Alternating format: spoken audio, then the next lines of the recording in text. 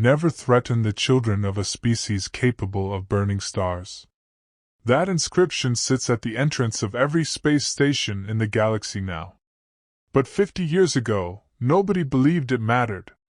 The stellar assembly was in chaos. Archon Vrel of the Kethian Dominion stood before 10,000 representatives, his crystalline form glowing with righteous fury. "The humans have gone too far," he declared. "In 40 years, they've colonized 18 systems. They challenge our trade agreements. They befriend younger species with promises of freedom and equality. This disruption cannot continue." Ambassador Chinwei sat motionless in the human section, her elderly face betraying no emotion.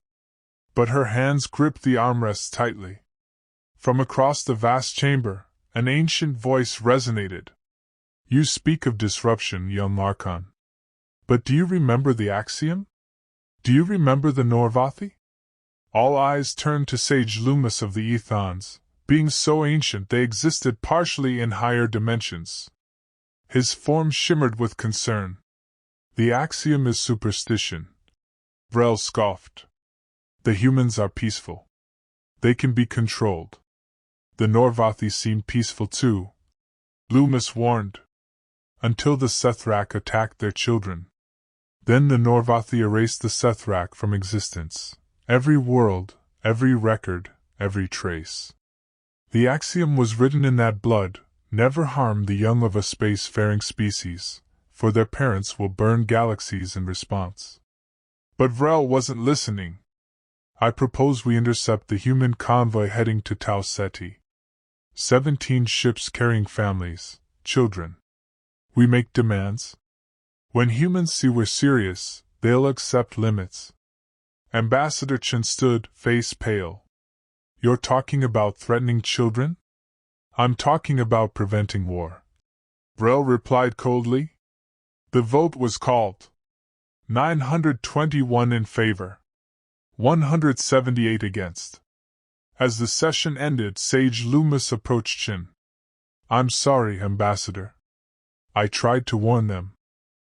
Commander Sarah Torres was having dinner with her family aboard the TS Pioneer when the alarms began. Her 9-year-old daughter Lily had been laughing about their new home just seconds before. "Multiple contacts approaching," her officer reported from the bridge. "Kethian battle group. 18 ships." Torres's blood ran cold. The convoy carried 70,000 civilians, farmers, teachers, engineers, families who'd sacrificed everything for a new life. The Kethian fleet commander Threx appeared on screen, his crystalline face emotionless. "Human convoy, you will halt and return to Earth. Your species must accept limitations. These are civilian families," Torres protested. "We have every right." "Rights are granted by those with power," Threx interrupted. "Turn back, or face consequences." Torres refused. The Kethians opened fire. But they didn't aim for the engines or command centers. Their weapons struck with surgical precision, targeting schools, recreation areas, family quarters. They knew where the children were. Torres watched in horror as the TS Horizon exploded. Her wife Maya was aboard, working in engineering. Lily had been in the observation lounge. When the attack ended, 2,156 people were dead. 743 of them were children. The youngest was 2 years old. Torres found her daughter's body floating in space near a shattered window, her small face peaceful, as if sleeping. The cold had taken her in seconds. The Kethians let the survivors flee. Fleet Commander Threx sent one final message. "Remember this day, humans. Remember what happens when you ignore your superiors." The footage reached Earth before the survivors did. Every human in the solar system watched. Children's bodies drifting in vacuum. Parents screaming. Playgrounds torn apart. Premier Isabella Martinez stood before the cameras, her face stone. "The Stellar Assembly has made a choice. They targeted our children, thinking it would make us weak. Her voice went cold. They were wrong. Within hours, every human colony was evacuated. Every child moved to secure locations. And in research labs across Earth, something unprecedented began. Dr. Kenji Nakamura worked 72 hours straight, his eyes fixed on equations that shouldn't work, but did. His son Hiro had died on one of those ships, floating away into darkness at age 10. "What are you building?" his assistant asked nervously. Nakamura didn't look up from his work. "Something to ensure this never happens again." On the galaxy's edge, Kethian trading posts went silent. No distress calls. No battles. The stations were just empty. Sage Loomis sent urgent warnings to every species he could reach. "They have awakened the child killer's curse. Prepare for the burning." But most dismissed him. Humans were peaceful. Rational. How dangerous could they really be? 3 months later, Admiral Jennifer Walsh commanded the TS Vengeance as it approached a Kethian patrol ship. "Begin harvest protocol," she ordered. A blue beam enveloped the Kethian vessel. Their systems died instantly. Human soldiers boarded, but they didn't kill the crew. Instead, they forced them into chairs and made them watch. Hours of footage. Children dying. Parents screaming. Lily Torres drifting past the camera. "This is what you did," the human commander said. "This is what your leaders ordered. Now you understand." The Kethians were released, alive but broken. Many went insane from guilt. Others refused to serve their military again. This happened dozens of times across Kethian space. It wasn't traditional warfare, it was psychological annihilation. Commander Torres, now commanding her own warship, appeared in orbit above the Kethian agricultural world of Helix 7. "You have 24 hours to evacuate," she announced coldly. "Any civilian remaining will be considered a military target." When the time expired, human ships released clouds of nanites that consumed every structure, cities, farms, roads, leaving only bare soil behind. The planet could support life, but generations of civilization were erased in days. This pattern repeated across Kethian space. Every military base, every government building, every symbol of Kethian power was systematically destroyed. 6 months after the convoy attack, Dr. Nakamura stood in his lab, looking at a device no larger than a briefcase. It contained enough power to kill a star. "Are you sure about this?" his assistant asked. Nakamura looked at Hiro's photo on his desk. "They crossed a line. Now we show them what happens when you anger humans." Admiral Walsh received 15 of these stellar cascade initiators aboard the Vengeance. Her target, Kethera Prime, the Kethian homeworld. 9 billion inhabitants. The Vengeance appeared in orbit without warning, phasing in and out of dimensions. Kethian defenses fired uselessly. Their weapons passed through the human ship as if it weren't there. Commander Torres opened a channel that reached every Kethian on the planet. 6 months ago, your leaders killed 743 of our children. You cannot give them back. But you can learn what it means to lose everything." She paused. "You have 1 hour to evacuate. We're going to kill your son. The process will take 3 years. Save your people. Your world is already dead." Panic erupted across Kethera Prime. 9 billion aliens tried to flee at once. There weren't enough ships. Families were torn apart. Children cried for parents they'd never see again. Admiral Walsh's ship deployed the initiator into Kethera Prime's sun. The star began to flicker and die. Kethian scientists watched in horror. "They're destabilizing the nuclear reactions," Dr. Vrash reported, voice breaking. "It's irreversible."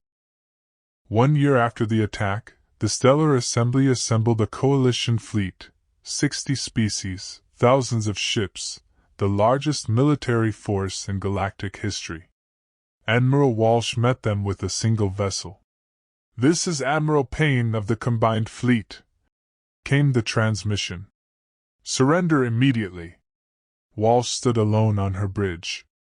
"You want to see a crime?" She displayed the convoy footage one more time. Children dying. Parents screaming. "The Kethians did this deliberately. And you did nothing."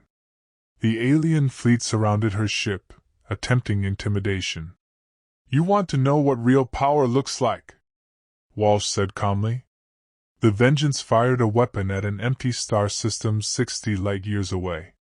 The star exploded instantly, a supernova triggered by human technology, visible across a dozen worlds.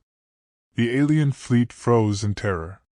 "This is what we could do to every star in the galaxy," Walsh said quietly. "But we won't. Because we don't hurt innocents for politics." She paused. "The Stellar Assembly is finished. You will form new governments that recognize human authority. Or every sun in the galaxy burns." One by one, the alien ships powered down their weapons. The fleet that came to stop humanity became the first to surrender to it. Premier Martinez stood in Earth's Memorial Garden, where 743 names were carved in black stone.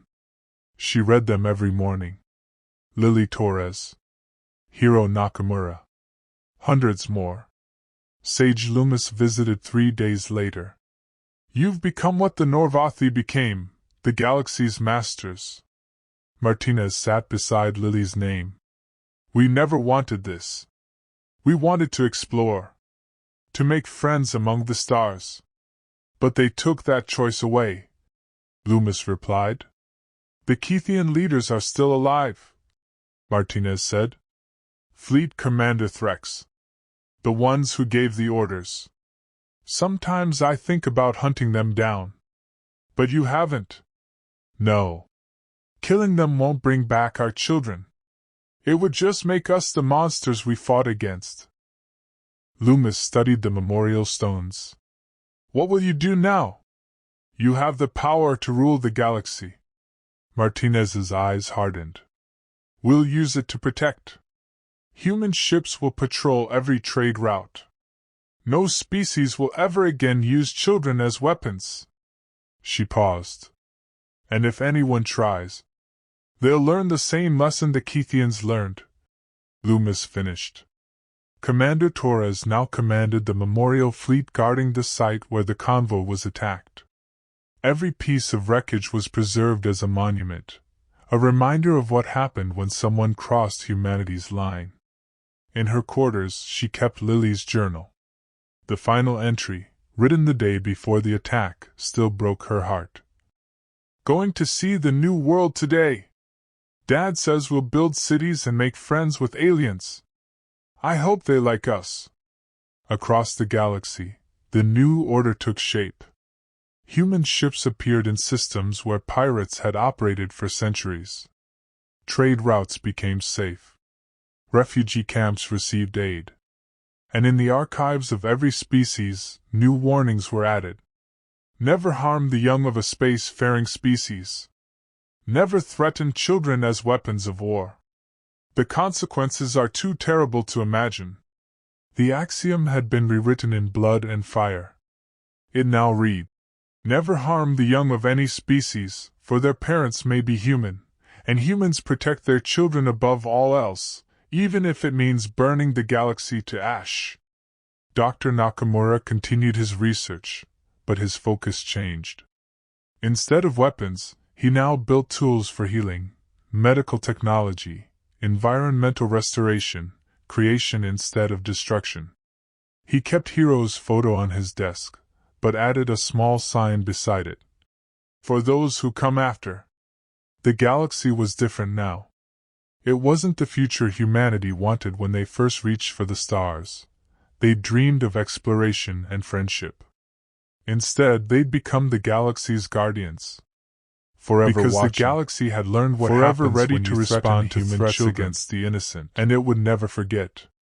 In the memorial garden on Earth, beneath Lily Torres's name, a simple inscription reads: "She wanted to make friends with aliens. They should have let her."